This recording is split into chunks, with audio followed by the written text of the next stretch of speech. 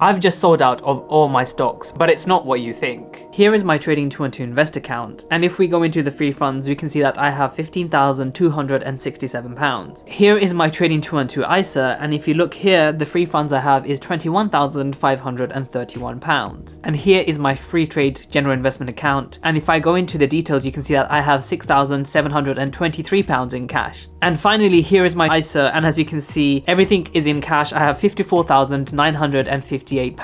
So why do I have all this money in cash at a time when the stock market is exploding? So in this video, I'm going to explain, and I'm going to give you even more reasons why it is not ever wise to try to time the market. Now, let me just make this abundantly clear. This video is by no means financial advice or even any sort of financial strategy. Everything that I discuss in this video is to do with my own risk and my willingness to take this risk. Our personal finance situation completely differs, so there is no comparison in that. I probably have a higher risk tolerance than most people who are actually willing to experiment. So don't follow anything that I say in this video. A lot of my investing decisions actually does favor more towards the entertainment side, keeping me entertained, and also it is good content for YouTube. So today's news has been incredibly positive. The UK inflation dropped to 3.9%, which was lower than last month's and lower than it has been for the past couple of years. In turn, the FTSE 250 absolutely rallied, and some of the orders that I had placed for my limit sales had been executed, and that resulted in me having a lot of cash, especially in my free trade portfolio. Now, I have been heavily invested into the FTSE 250, and the one I chose was by Vanguard, which is the V mid here, the Vanguard FTSE 250. Over the past year, the FTSE 250 has been incredibly volatile, and I saw this as an opportunity to actually keep putting money into something that I had high hopes for. By the end of 2024, it would go back up to what it used to be at the beginning of 2023. Now, throughout the year, I kept on investing consistently, and I bought it at superb prices throughout the year, and at one point it was actually below £26, but unfortunately I didn't actually reach the bottom of this market. However, I did buy somewhere around £26, £27 maybe. The only reason why I didn't buy it at the bottom was I didn't have money at that particular time. If I had some spare cash, I would have bought it. That's another downside to having invested everything into the stock market and having no spare cash, is that sometimes cash could be quite important for market crashes and seeing stock prices at really attractive prices. So my strategy has been to just consistently invest into the FTSE 250, just keep buying even when it's dipping, invest as much as I can, try to increase my income,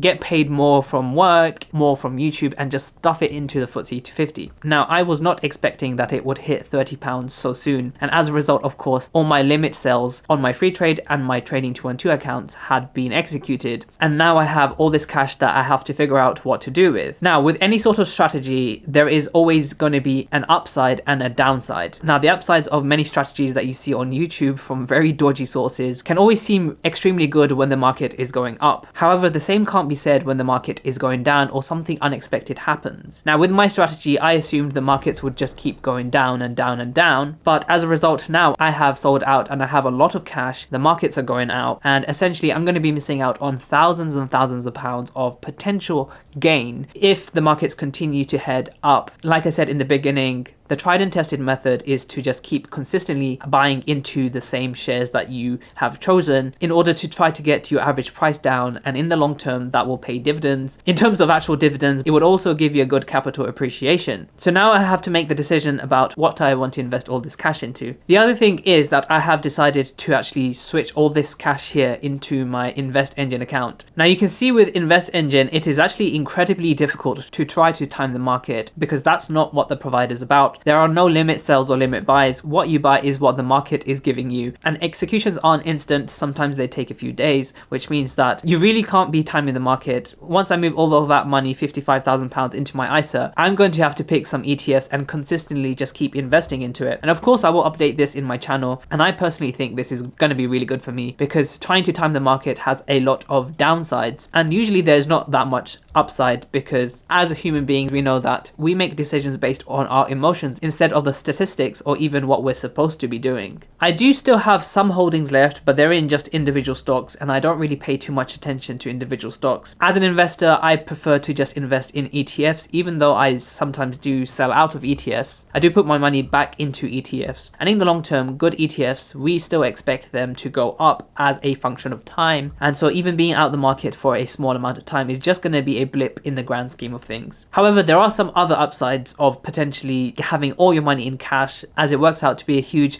lump sum investment the next time I invest. So the next time I invest, essentially I'm going to be putting £100,000 into the stock market at one point in time. Any subsequent capital appreciation is just going to make my portfolio look really big. However, as a long-term investor, we actually want the stock prices to be as low as possible, because then we can buy in and reduce the average buying price by buying at a lower price and hoping in the future, somewhere really far down the line, is going to go up in time for retirement, not anytime soon. So in fact, I actually do, more than anything, want the FTSE 250 to crash, because that would give me an entry point to putting all my money in and essentially guaranteeing the profit during this time when the stock valuation is relatively high. In the morning, I woke up and I seen my orders executed, and I was like, wow, something good must have happened to the FTSE 250. You can see that at one point it was over £3.15, and subsequently, as we know, the FTSE 250 is incredibly volatile. It has dropped to £29.97. So my hopes are that it continues to drop and give me an entry point at maybe £28, and I'm going to be biting with all the cash that I have, and hopefully happy days again somewhere down 2024. Alongside the FTSE 250, I was also investing quite a lot into the GSPX, which is the iShares S&P 500, and it is a hedged version. This just means that it is more in line with the actual US S&P 500, as the currency differences between the pound and the dollar less affect the value of the index. For example, the iShares S&P 500 over the past year has netted a gain of 22.6%, which is absolutely amazing. This is in comparison to the Vanguard S&P 500, probably the most common S&P